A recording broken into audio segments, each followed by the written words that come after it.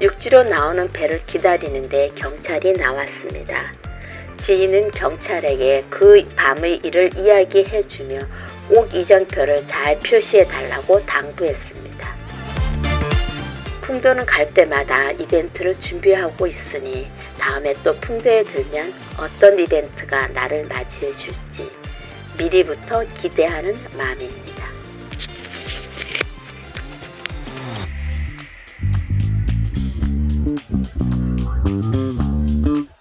안녕하세요. 정우사진 공방입니다. 화끈한 늦봄 날씨였다가 다시 싸늘한 초봄 날씨로 되돌아가며 맹활약하는 봄날 아침을 열어봅니다. 지난주에 야생화 촬영을 다녀왔고 아직 그 사진을 제대로 열어보지 못했습니다.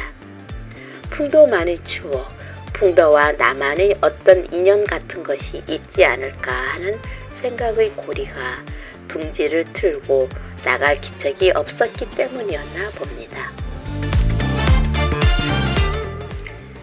렌즈 테스트를 하기 위한 새로운 렌즈를 건네받았고 야심차게 풍도행 여객선에 올랐습니다. 배는 풍도에 입도했고 예전과 다름없이 민박에 들었습니다.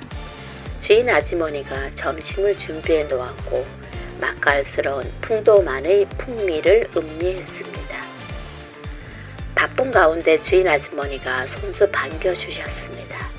이미 안면을 오래전에 텄고 그녀는 나를 코로나라고 불렀습니다. 재작년 풍도에 들었다가 섬 안에서 양성 문자를 받았고 지인과 방을 따로 쓰면서 방문 앞까지 밥상을 배달해 주시는 수고로움을 해주셨던 일을 기억하고 계셨으니 당연히 나는 코로나라는 여인이 됩니다. 점심을 먹고 늘 가던 대로 아무도 들지 않는 숲으로 지인과 들어갑니다. 그 숲은 일반인들이 다니지 않는 곳이어서 하루 종일 있어도 누군가를 만날 확률이 제로입니다.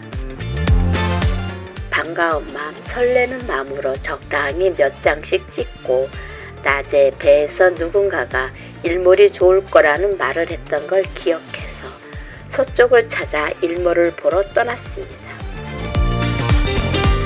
군부대 헬기장에서 내려가는 쪽을 택했고 그 길을 따라 내려가니 정말로 채석장이 나오고 일몰을 볼 수 있었습니다.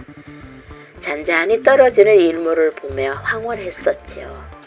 함께한 지인은 너무 멋진 일몰이라고 좋아했고 마지막의 한 자락 여명까지 알뜰하게 촬영했습니다. 그때가 6시 40분쯤 되었고 이제 슬슬 민박으로 돌아가자고 되돌아 나왔습니다.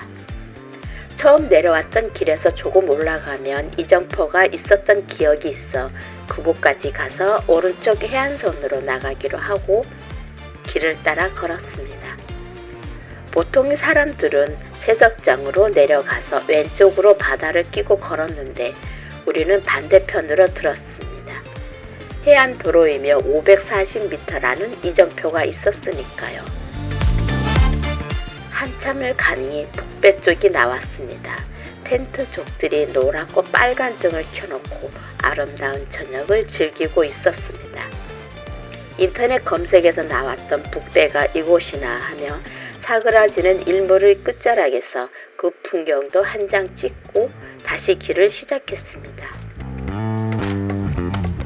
그런데 분명 해안도로라 했는데 가도 길은 산속이었습니다. 물론 날은 땅거미가 내렸고 보이는 것이라고는 아무것도 없었습니다. 그만큼 해가 빨리 지고 또 날이 금방 어두워진다는 걸 두려워해 본 적이 없는 것 같습니다.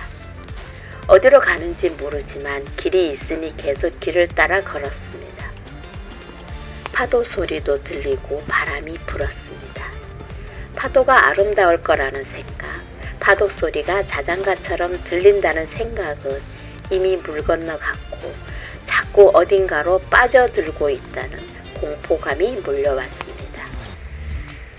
사위는 깜깜하고 희미하게 보이는 등산로를 따라 걷습니다. 앞서 걷던 길을 지인한테 내주고 지인이 밝혀주는 핸드폰 후레쉬를 따라 걸었습니다. 혹시 모를 조난을 대비해 내 핸드폰의 배터리는 최대한 아껴야 했으니까요. 체력도 이미 고갈되었고 해안도로를 따라 둥글게 섬을 돌다 보면 민박과 선착장이 나올 거라는 믿음 한 가닥을 희미하게 붙잡고 걸었는데 자꾸 어딘가로 올라갔습니다. 길은 하나밖에 없었으므로 그냥 그 길을 따라 걸으면서도 불안해지기 시작했습니다. 1시간 이상을 캄캄한 산속에서 헤맸고 계단을 따라 오를 때는 숨도 차고 힘이 들었습니다. 저만치 앞서가다 기다려주는 지인. 그러나 그 지인은 내가 다가가면 다시 길을 시작합니다. 숨 쉴 시간도 없이 따라갔지만 앞서가는 그 지인의 마음이 오죽했을까 싶은 이해하지요. 그렇게 그녀가 이끄는 대로 숨이 턱까지 차오르지만 걸었습니다. 너무 캄캄해서 밤의 산풍경을 바라볼 엄두도 못 내고 그녀의 발 뒤꿈치만 보며 걸었습니다. 대극밭이 나오는 것 같아 아는 길인가 싶어 사방을 살펴보니 평소에 다니던 길이 아니었습니다. 다시 위로 올라갑니다. 어두워서 몰랐지만 우리는 해안의 바닥에서 일몰을 보고 다시 후망산 정상을 향해 오르고 있었던 겁니다.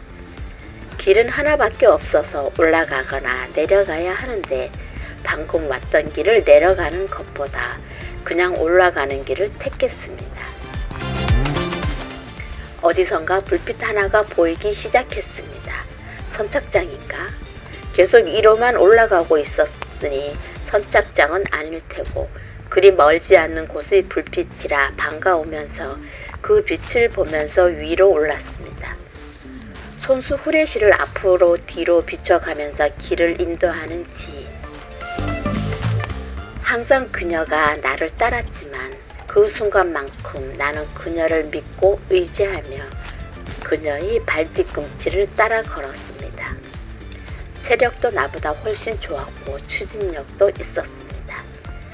희미하나마 불빛을 받기 때문에 조난까지는 염려되지 않았습니다. 안도의 한숨을 뒤로 하고 걷는 길은 그나마 조금 가벼워졌습니다. 무언가 빛을 받다는 것이 이렇게 큰 위로가 될 줄 몰랐습니다. 빛을 따라 산을 올라보니 처음 일몰을 보자고 내려갔던 그 헬기장이 나왔습니다. 해안도로를 따라 섬을 끼고 돌아서 민박으로 가려고 했었는데 우리들이 모르는 사이 길을 잘못 들었나 봅니다. 그래서 둘레길을 걷는 것이 아니고 다시 산으로 올라가는 길을 갔었겠지요. 어찌 되었거나 헬기장이 보이자 우리는 드디어 살았다고 안도의 환호성을 질렀습니다. 평소에 사진 찍는 건 좋아해도 찍히는 걸 좋아하지 않는 나도 인증샷을 남기고 싶었습니다. 살았다는, 이렇게 조난당하지 않고 잘 살아있다는 것을 인증해야 될 것 같은 느낌 아닌 느낌이 전적으로 지배했습니다. 몰골은 말도 아니었지만 그 순간을 기념하고 싶었습니다. 헬기장 앞에서부터 민박까지는 아는 길이기도 했지만 가로등이 포근하게 비춰주고 있었습니다. 그때 민박집 아주머니께서 전화를 하셨습니다. 어디 있는데 아직 안 오냐고. 나는 울컥이며 길을 잃었다가 이제 막 헬기장을 찾아서 곧 내려갈 것 같다고 했고 주인 아주머니는 길을 잃을 것 같으면 얼른 전화를 하지 왜 고생하냐고 자주 여행객들이 겪는 일이라고 하셨습니다. 가는 날이 장날이라고 그날 그 민박은 9개 방을 모두 여행사에 내주고 단체 손님 시중 두느라 정신 없었고 그걸 아는 터라 나는 조용히 있었고 또 우리는 그 단체 손님이 각자의 방으로 들어가고 난 후 그 식당 방에서 자기로 되어 있었지만 민박에서 저녁 먹고 동네 어르신이 안내해주는 다른 곳에서 조용히 숙면을 취할 수 있었습니다. 악몽 같은 하루는 악몽을 꿈꿀 짬도 주지 않고 깊은 잠속으로 안내했습니다. 2시간 반 동안 깊은 산속에서 헤맸던 길을 다음날 아침 지도에서 찾아보니 우리가 길을 잘못 들긴 했었고 이정표가 없었던 터라. 그리고 해안로를 끼고 도는 길이 어딘가에서 바닷가로 내려가는 길로 연결이 되어 있었던 기억이 있었는데 그 밤에 바다로 내려갈 엄두를 못 내고 둘 다 위로 올라갔던 것 같습니다. 바람이 불어서 배가 뜨지 않아 2박 3일의 여정이 다시 3박 4일의 여정이 되었지만 그 밤에 산속을 헤맸던 일처럼 긴박한 상황이 아니어서 우리는 그냥 덤덤하게 받아들이며 하루를 더 머물렀습니다. 옆방의 여행객들은 일반 배를 부를까 어쩔까 1인당 8만 원을 더 내면 배를 부를 수 있다 등등 궁리를 열나게 했지만 그들도 어쩔 수 없이 조용해졌습니다. 섬을 나오는 등 뒤에서 민박 아주머니께서 잘 가라고 하시며 다시 코로나 아줌마는 잊지 못하겠다고 하십니다. 수없이 많은 손님이 드나드는데 그래도 기억해 주시겠다고 하시니 풍도는 내게 특별한 장소, 특별한 섬이 되었습니다. 육지로 나오는 배를 기다리는데 경찰이 나왔습니다. 지인은 경찰에게 그 밤의 일을 이야기해주며 꼭 이정표를 잘 표시해달라고 당부했습니다. 풍도는 갈 때마다 이벤트를 준비하고 있으니 다음에 또 풍도에 들면 어떤 이벤트가 나를 맞이해 줄지 미리부터 기대하는 마음입니다.